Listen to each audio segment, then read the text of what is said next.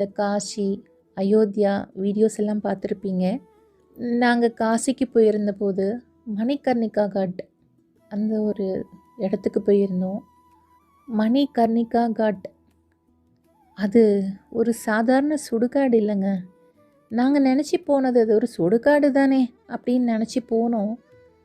ஆனால் போனதுக்கப்புறம் தான் தெரிஞ்சுது அது ஒரு சாதாரண சுடுகாடே இல்லை.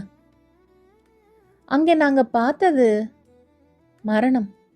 நமக்கெல்லாம் மரணத்தை பற்றி நினச்சாலே ஒரு விதமான பயம் வரும் இல்லையா?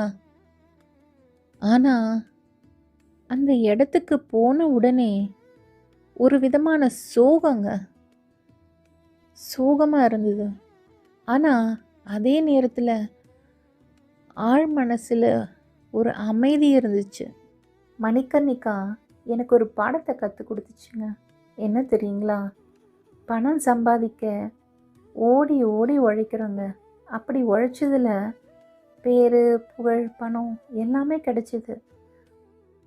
ஆனால் கடைசியில் அது என் கூட வரப்போகிறது இல்லையே.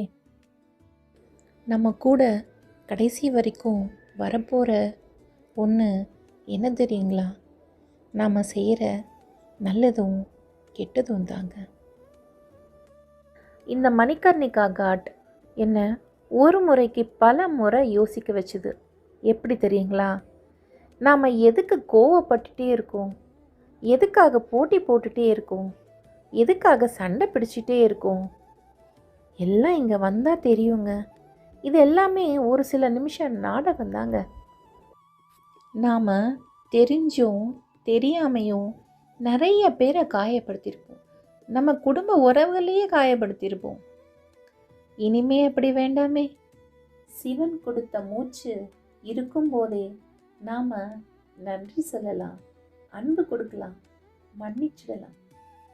மரணம் நமக்கு நினைவூட்டுறது என்ன தெரியுங்களா? நேரம் குறைஞ்சிக்கிட்டே இருக்கு, அதை அர்த்தமுள்ளதா வாழு. மணிகர்ணிகா காட் பற்றி நான் புரிஞ்சுக்கிட்ட ஒரு விஷயம் என்ன தெரியுங்களா? மணிகர்ணிகா காட்டில் எரியிற நெருப்பு உடம்பை மட்டும் எரிக்காது, அது நமக்குள்ளே இருக்கிற அகந்தையை எரிக்குதுங்க, பொய்யான பெருமையை எரிக்குதுங்க. அது மட்டும் இல்லை, நமக்குள்ளே இருக்கிற பயத்தையும் எரிக்குது. மிச்சமாக இருக்கிறது ஒன்று மட்டும்தாங்க. அது என்ன தெரியுமா? ஆன்மா.